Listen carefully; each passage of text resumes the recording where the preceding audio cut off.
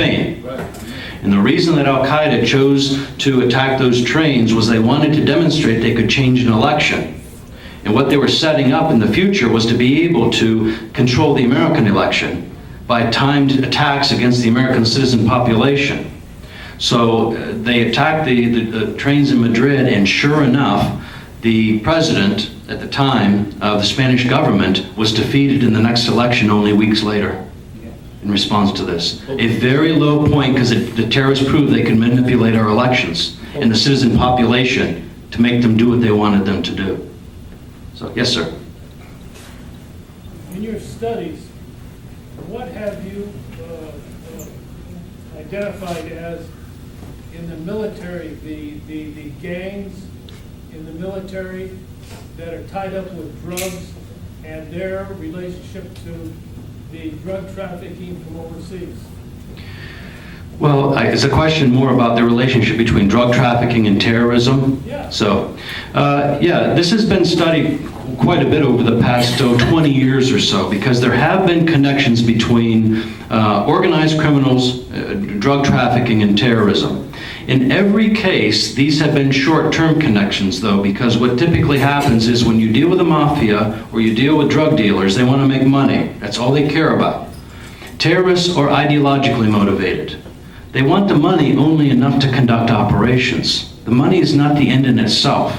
Remember, bin Laden in his late days was not living in luxury. And people are surprised about this, but the issue was with him, he had lots of money, but he didn't spend it on Rolls Royces and things, right? Or big gold chains around his neck, that kind of thing. The alliance between terrorist organizations and the mafia and drug dealers, narco-terrorism, is in almost every case a short-term connection, because the two part ways, not having common interests in the end game. The end game. There's some exceptions in Latin America, right, with the cocaine trafficking that's going on with organizations like FARC and so forth. But for the most part, these alliances don't last because of these reasons. But if you can if you can move drugs, you can move people. Oh, absolutely. There's benefits in the two working together. And my question is, what are we doing about moving people? The drug people moving people into this country. Well, the question is, what are we doing about drug traffickers doing human trafficking of various kinds? There's various purposes for this. This is about terrorism. It's about terrorism. That human trafficking network has been a vehicle to bring individuals in the United States. In some cases, actually, some of the more prominent cases are across the Canadian border. New Jersey, is a large human trafficking state. If you aren't familiar with that, we have human trafficking around here a lot. A lot of it is related to the juice bars and the strip clubs. There's human trafficking of one kind or another. So what are we doing about it? Well, our system becomes kind of burdened with the fact that so much of the human trafficking is actually more human abuse trafficking that's going on. It's not so much the terrorism problem. So our law enforcement tends to be motivated that way. And like many cases in counterterrorism, relying on our intelligence community and our informants out there in the network to give us a heads up on where in the haystack to find the needle. We're successful today because our intelligence community has been able to get information at critical times about very dangerous people. If those individuals out there forward deployed can't accomplish that, disrupt the networks, get that information back to the United States, Homeland Security is going to be in a great bind, because we can't seal off the border. We can't catch all those individuals coming across the border illegally without a large commitment that this country apparently is not willing to make for that. So you're again hoping your intelligence community is that good. Military intelligence in forward deployed areas, our allies who give us very, very effective intelligence information during this last decade. Very effective. British tips have been critical oftentimes. Israeli assistance has been helpful in some cases, in other cases it hasn't been. So the mix of that probably is the answer. Who was watching that and helping me before voting?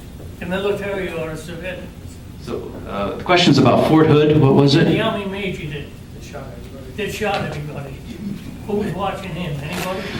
Well, that's, Or is that the jurisdiction of the Army intelligence or well, the civilian? the military is supposed to police itself in this way. All of that is still under a lot of investigation, and it's amazing how tightly that file has been closed. It's partly because the military wants to deal with that on their own, and it's secondly because we don't want to reveal how such a thing was possible, how to penetrate a military base and accomplish this. So the information to the population as a whole is not being disseminated as widely as it might be, because this showed a real significant gap in the military base system, in the personnel that are supposed to be looking for these kinds of risks, and it's an in-house thing. The military wants to do that very much in-house, and they don't want this to be a big public debate.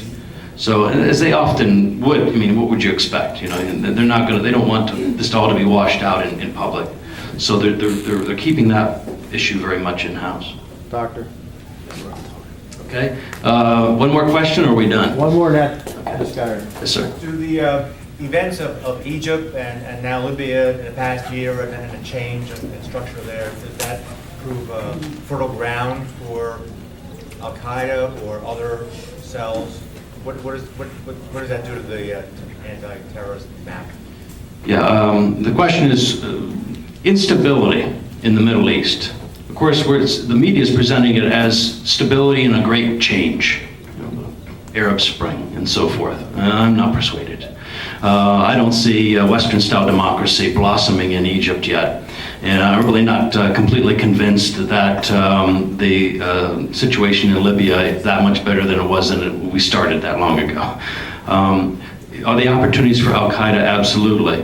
When you see different things happen in the world, keep in mind that Al-Qaeda's main operations now are in the Arabian Peninsula, in Iraq, in Somalia, and in Yemen. Any instability in these four places is a concern about terrorist activity, because they're already in those places trying to destabilize those regions, remove those Arab leaders and replace them with radicalized ones. So I would look more for the connection. We're always looking for a nexus of three ugly things when you do intelligence analysis. And if you see that nexus, that connection of those things, those are the places where it's most dangerous. Not Egypt. Not Egypt. Egypt has a group called the Muslim Brotherhood, which could be concerning, but not Al-Qaeda. They're not in that place. Okay, thank you. Okay, thank you. Well, everybody, that concludes our program tonight. Very special thank you to the Belvedere Club Brought the Water, Blairstown, for the 3 candles. We appreciate that. Hackettstown Club, I missed the president. I'll never do that again. Thank you to Norm Worth. Thank you to Washington Club, everybody. God bless you. Grab a chair.